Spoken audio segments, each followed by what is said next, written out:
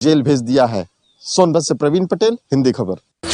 भतीजी की उसका अपने बड़े भाई से संपत्ति को लेकर विवाद था। वो मानता था कि उसके भाई ने उसके साथ हक तलफी की है और इसी को लेकर वो बदले की आग में झुलस रहा था। लेकिन किसी ने सोचा भी नहीं होगा कि जब परिवार जश्न में डूबा होगा, घर के हर कोने में खुशियां ही खुशियां होंगी, उस वक्त परिवार का ये एक सदस्य उसे मातम में तब्दील कर देगा। आप भी देखिए ये रिपोर्ट। भतीजी की जन्मदिन पार्टी में चाचा का आतंक, बड़े भाई और भाभी पर ताबड़तोड़ फायरिंग, मासूम मांगते रहे माँ बाप की जान की भीख, सन की चाचा बरसाता रहा गोलियां। सब बालक हाथ जोड़ रहे हैं, पिस्टल रख दे, मान जा। ये सब बालक हाथ जोड़ रहे हैं, या पिस्टल रख दे। हम सो माफी मांग रहे हैं, रख दे। तेरी भाभी का गोली लग गई है, मान जा, मत मारे किसी का गोली।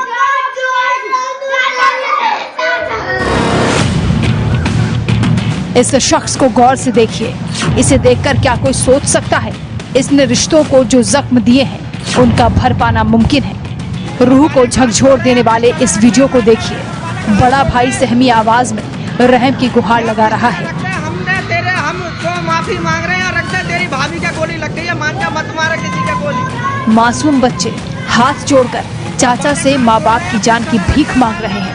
हाथ जोड़ रहे हैं, लेकिन सन की चाचा के सिर पर खून सवार है, जो अपने ही परिवार के साथ खून की होली खेलना चाहता है। मान जा, मत मारे किसी का गोली। बच्चे हाथ जोड़कर गिड़गिड़ा रहे हैं। चाचा के हाथ में पिस्टल है, वो अपनी भाभी को गोली मार चुका है और बाहर से आए भाई को समझा रहा है, लेकिन उसकी समझ में कुछ नहीं आ रहा।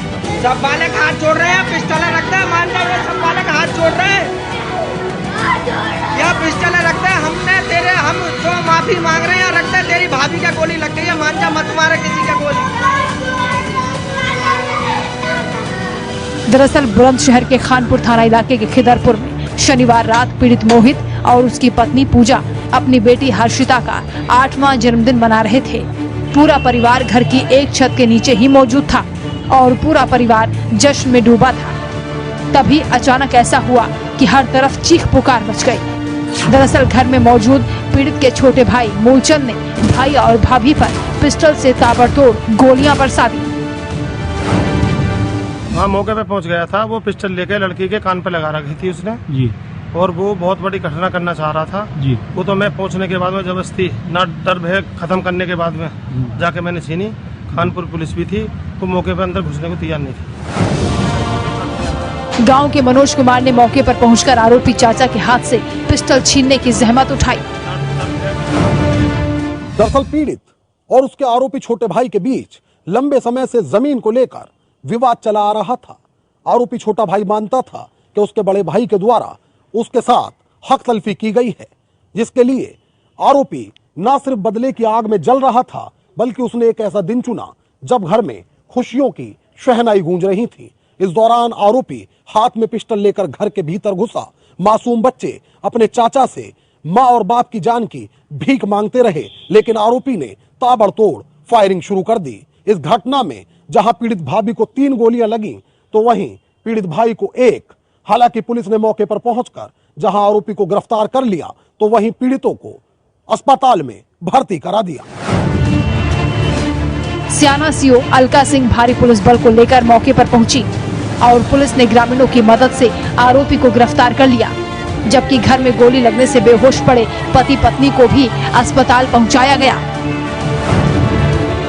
विवाद यह था कि जब इन दोनों के पिता जौलीराम शर्मा की मृत्यु हो गई, तो नौकरी करते थे। उनका जितना भी बीमा आदि का पैसा था, जीपीएफ आदि का पैसा था, वो सारा पैसा बड़े भाई मोहित ने अपने नाम करा लिया था और 36 बीघे ज़मीन इनके पास है, जिसमें इनके 3 भाई हैं, चौथा भाई मंदबुद्धि है।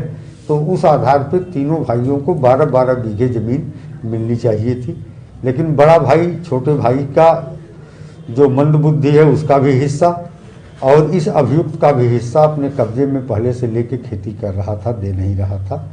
बस इसी कुछ माहौल के बीच में ये घटना हुई है।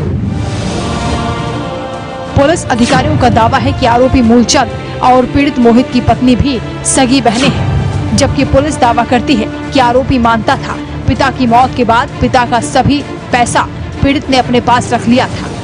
और परिवार के सबसे छोटे भाई के मंद बुद्धि होने के चलते उसके हिस्से की 12 बीघा जमीन भी पीड़ित मोहित ने अपने नाम करा ली थी।